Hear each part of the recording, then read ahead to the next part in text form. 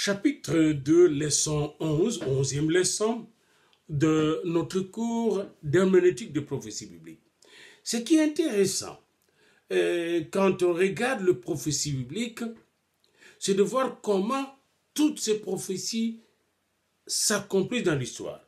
On dirait que ces prophéties, c'est l'écriture de l'histoire avant l'histoire. Et nous allons partir d'un exemple. Nous reviendrons sur l'exemple d'Israël, qui est une histoire qui est toujours en train de s'écrire, de se réécrire. Vous voyez, vous savez que Israël était créé par Dieu lui-même, et d'ailleurs toutes les nations étaient créées par Dieu. Et souvent nous avons oublié, et nous ne connaissons pas l'histoire de chaque nation, la mienne y compris. Mais Israël était créé spécialement par Dieu à travers Abraham, et Israël est devenu un grand État vers le 1000 ans avant Jésus-Christ.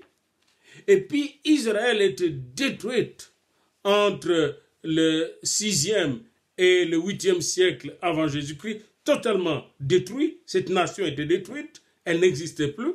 70 ans après l'exil à Babylone et en Perse, Israël sera restauré et jusqu'à l'avènement de Jésus-Christ, sans avoir un chef de l'État vraiment, mais avec toutes ces institutions religieuses, pour que le Messie puisse venir naître et entrer dans le temple, on a restauré et reconstruit le temple, nous verrons cela. 70 ans après Jésus-Christ, Israël est totalement détruit par un certain nommé Titus qui va détruire et le temple et Jérusalem, et sera envahi par d'autres nations plusieurs fois. Nous verrons cela dans d'autres détails. Israël n'existe presque plus. Et c'est là que se pose le problème que nous avons maintenant, le problème palestinien, qui est un problème historique, n'est-ce pas?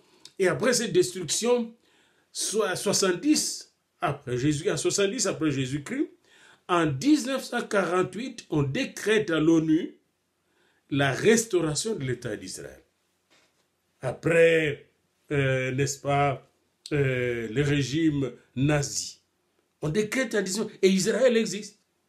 C'est un des phénomènes historiques écrits et décrits littéralement dans la Bible. Quand nous venons maintenant à Jésus, et c'est ce qui nous intéresse dans cette 11e leçon, nous reviendrons aux prophéties sur Israël dans d'autres cours. C'est intéressant et soyez très attentifs là-dessus parce que Israël n'est que comme une sorte d'horloge de Dieu. C'est le figuier de Dieu. Avec Israël se joue aussi toute notre histoire. Comme quand ils étaient en Égypte, n'est-ce pas, avec l'histoire d'Israël, se jouait l'histoire de l'Égypte. Vous voyez, hein? Et d'ailleurs, chaque pays, n'est-ce pas, joue un rôle dans l'histoire du monde. Dieu utilise chaque pays, comme il a utilisé chaque tribu d'Israël pour Israël et pour le monde. Nous allons le voir. Hein? Et chaque individu dans ce monde n'est pas un touriste. Il est là dans une mission de Dieu. Et d'où la nécessité de connaître les prophéties. L'herméneutique des prophéties bibliques nous permet d'avoir une intelligence renouvelée pour comprendre notre mission dans le monde. Et la mission de chaque nation dans le monde. Vous voyez, hein? Le Canada, par exemple, dans lequel nous vivons, n'est pas un accident de l'histoire. Les États-Unis, même, la Russie, même, nous allons retrouver ces États symboliquement dans la Bible. Alors, quand vous rentrez dans la parole de Dieu, une grande prophétie qui est donnée dans la Bible, c'est la prophétie du Messie. Le Messie qui doit venir instaurer le royaume de Dieu. Parce que n'oubliez pas que dans le jardin d'Éden, nous étions dans le royaume.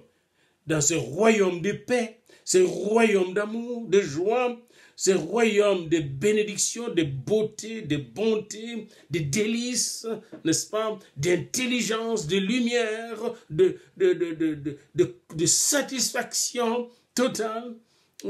Ce royaume, nous l'avons perdu. Nous verrons cela dans notre cours d'armatologie et dans martiologie, la science du péché, comment nous avons perdu ce royaume. Mais pour le moment, dès la chute Dieu prévoit un plan pour sauver l'humanité, un plan qui était déjà là. C'est dans Genèse 3,15, il est dit, la sémence de la femme va venir pour écraser la tête du serpent. Et quand vous allez dans Luc 2,7, Dieu réalise exactement ce qu'il a promis. Et dans Apocalypse 12,5, il y a une confirmation de la réalisation de ce plan. Et plus loin, vous allez voir dans Apocalypse 19, et 20 et 22, la pleine réalisation de ce plan du royaume dans la fin des temps. Galates 4,4 confirme Genèse 3,15, la sémence de la femme est venue. Cette promesse de la sémence de la femme a été dans Abraham, la sémence d'Abraham. Hein? Ça sortira d'Abraham. Dans Genèse 18, Genèse 12, 2.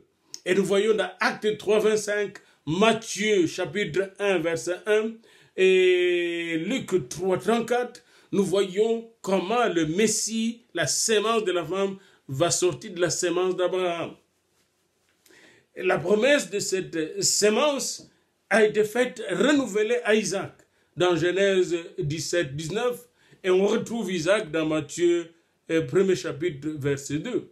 Cette même sémence a été aussi promis à Jacob, ça sera la sémence de Jacob. Donc, cette sémence de la femme va passer par Abraham, va passer par Isaac, va passer par Jacob, dans Nombre 24, 17, et nous retrouverons la réalisation de cette promesse, de cette prophétie, dans Luc 3, 34, et dans Matthieu, dans Matthieu 1, verset 3. Et on a dit, et Dieu a été encore précis dans Genèse 49, 10, dans la prophétie du vieux Jacob avant de mourir. Eh bien, l'Esprit de Dieu parle et dit que cette sémence va sortir de la tribu de Juda. Eh bien, dans Genèse 49, 10, nous voyons dans Luc 3, 33 et dans Matthieu 1, 2 à 3 que Jésus, la sémence de la femme qui devait venir, n'est-ce pas, détruire la tête du serpent, est sorti de Juda. La prophétie de Genèse 49, 10 se réalise là. Et l'héritage, ce sera l'héritier du trône de David, comme il est promis dans Ésaïe 9, 7, Ésaïe 11, 1 à 5, 2 Samuel 7, 13. Eh bien, nous voyons dans Matthieu 1, 1, Matthieu 1, 6, la réalisation d'Ésaïe 9, 7, d'Ésaïe 11, 1 et de 2 Samuel 7, 13. Et où va naître cette semence de la femme? Michée 5, 2 annonce où naîtra Jésus-Christ à Bethléem. Et cette prophétie a été détectée par les savants bibliques qui ont été appelés, n'est-ce pas, par Hérode pour lui expliquer où devait naître le Messie lors de la visite de mages venant de l'Orient. Hein? Même une étoile spéciale annonce hommage la naissance de ce roi à Bethléem. Michée 5, 2 prophétise plusieurs siècles avant le lieu de naissance de ce Messie. Et dans Matthieu 2, 1 et dans Luc 2, 4 à 7, la réalisation de cette prophétie, Jésus est né à Bethléem. Il va venir d'une femme vierge. Et là, j'ai beaucoup de choses à dire. Je vais vous montrer d'ailleurs une cassette là-dessus, comment c'est démontré aujourd'hui que le sang de Jésus est vraiment du sang venant de Dieu lui-même et qui n'a pas été touché par le sang d'un homme, n'est-ce pas? Jésus est né d'une vierge, selon la prophétie d'Ésaïe 7, 14, eh bien cette prophétie s'est réalisée selon Matthieu 1, 18, Luc 1, 26 à 35. Le massacre des enfants à sa naissance a été annoncé par Jérémie dans Jérémie 31, 15. Eh bien, ce massacre des enfants par Hérode s'est réalisé selon Matthieu 2, 16, quand Jésus est venu au monde. La fuite en Égypte a été annoncée dans Osée 11, 1, que le Messie, le Fils de Dieu, va fuir en Égypte, n'est-ce pas, pour échapper au génocide, l'infanticide perpétré par Hérode. Eh bien, dans Matthieu 2, 14, on voit la fuite de Jésus avec ses parents en Égypte. Le ministère en Galilée, qui est annoncé par Ésaïe, le prophète Ésaïe, qui dans ses 66 chapitres d'ailleurs, ramasse presque toutes les grandes prophéties de l'histoire de l'humanité d'Israël et du Messie. C'est pourquoi on dit qu'Ésaïe c'est un évangéliste avant l'évangile. C'est le vétéran et évangile d'Ésaïe, n'est-ce pas, son livre. Ésaïe 9, 1 à 2 nous parle de ministère de Jésus en Galilée. Et ce ministère a été réalisé selon Matthieu 4, 12 à 16. Et ceux qui étaient des bénéficiaires de ce ministère ont reçu la parole de vie, la parole de lumière, la parole qui ressuscite les morts, qui délivre les démoniaques, qui sauve le pécheur, fut accomplie. Parce que finalement, l'herméneutique de Jésus était encore une herméneutique pratique. Une herméneutique, je dirais, thérapeutique. Et comme le prophète l'ont annoncé, donc, Jésus est venu comme prophète, selon Deutéronome 18, 15, c'est Moïse qui a annoncé que celui qui va venir sera un grand prophète. Et bien dans Jean 6, 14, Acte 3, 19, 26, eh bien on confirme que Jésus était prophète, un grand prophète. On le voit aussi dans Jean 4, lors de sa rencontre avec la femme samaritaine. Eh bien c'est que Moïse a annoncé dans Deutéronome 18, 15, s'est réalisé en Jésus-Christ. Comme prêtre, Jésus était comme prêtre. Psaume 110, verset 4, eh bien, Hébreux 6, 20, Hébreux 5, 5 à 6, Hébreux 7, 15 à 17, réalise et nous fait réaliser que Jésus, c'est le plus grand des prêtres, le vrai souverain sacrificateur, qui, par son sacrifice, n'est-ce pas, nous a tous rachetés, nous a tous réconciliés avec Dieu.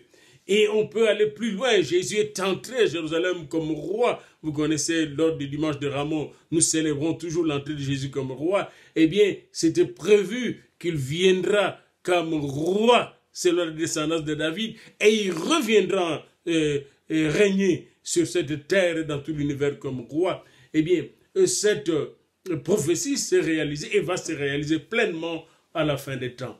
Jésus est venu comme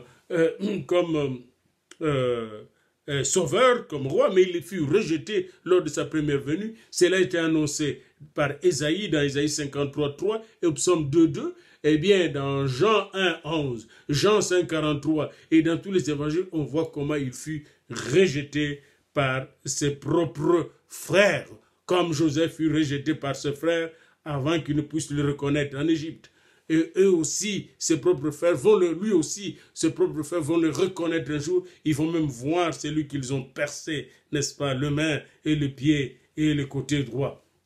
Bien-aimé dans le Seigneur, Jésus, lors de son entrée triomphale, décrit déjà dans Zacharie 9, 9, Ésaïe 62, 11, lors de son entrée triomphale comme roi, n'est-ce pas, il réalise une grande prophétie, n'est-ce pas, que son roi, dit dans Zacharie 9, 9, va entrer sur un âne, un âneau, le petit d'une ânesse.